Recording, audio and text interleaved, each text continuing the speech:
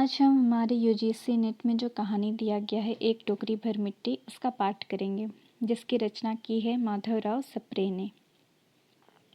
किसी श्रीमान जमींदार के महल के पास एक गरीब अनाथ विधवा की झोपड़ी थी।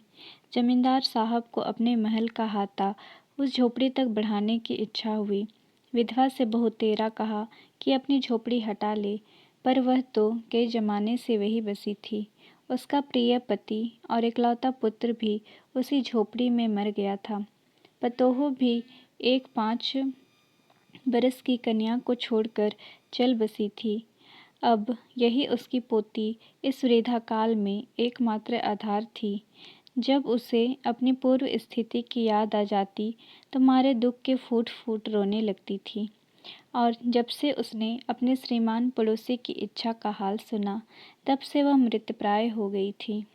उस झोपड़ी में उसका मन लग गया था कि बिना मरे वहाँ से वह निकलना नहीं चाहती थी।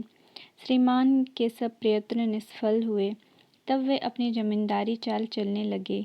बाल की खाल निकालने वाले वकीलों की थैली गरम कर उन्होंने अदालत से झोपड़ी पर अपना कब्जा करा लिया और विधवा को वहाँ से निकाल दिया।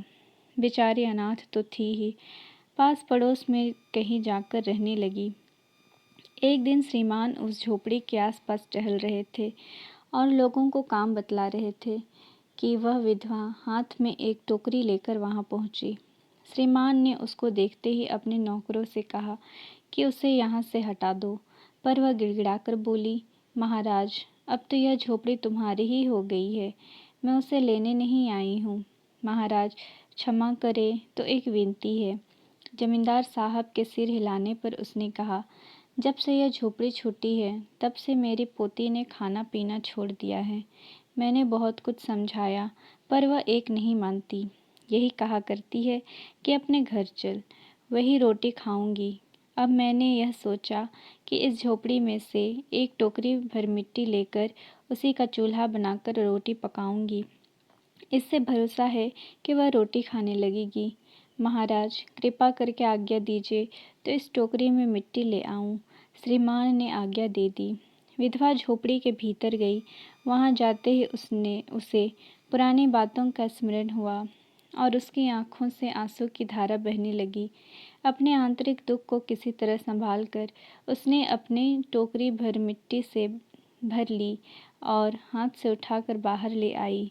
फिर हाथ जोड़कर श्रीमान से प्रार्थना करने लगी, महाराज कृपा करके इस टोकरी को जरा हाथ लगाइए, जिससे कि मैं उसे अपने सिर पर धर लूं। जमींदार साहब पहले तो बहुत नाराज हुए, पर जब वह बार बार हाथ जोड़ने लगी और पैरों पर गिरने लगी तो उसके मन में कुछ दया आ गई। किसी नौकर से ना कहकर आप ही स्वयं टोकरी उठाने आगे बढ़े। जो ही टोकरी को हाथ लगाकर ऊपर उठाने लगे, त्यों ही देखा कि यह काम उनकी शक्ति के बाहर है। फिर तो उन्होंने अपनी सब ताकत लगाकर टोकरी को उठाना चाहा, पर जिस स्थान पर टोकरी रखी थी वहाँ से वह एक हाथ भी ऊंची ना हुई। वह लज्जित होकर कहने लगे, नहीं, यह टोकरी हमसे ना उठाई जाएगी। यह सुनकर विधवा ने कहा, महाराज नाराज ना हो, आपसे एक टोकरी भर मिट्टी नहीं उठाई जाती और इस झोपड़ी में तो हजारों टोकरियां मिट्टी पड़ी हैं। उसका भार आप जन भर क्यों कर उठा सकेंगे?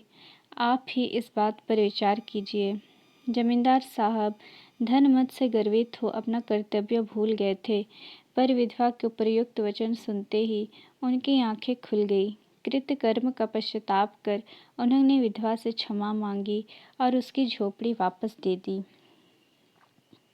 यूजीसी नेट में यह कहानी दिया हुआ है और यह कहानी बहुत ही महत्वपूर्ण है, तो आप इस कहानी का पाठ अवश्य करें और छोटी से छोटी बातों का ज़रूर ध्यान रखें।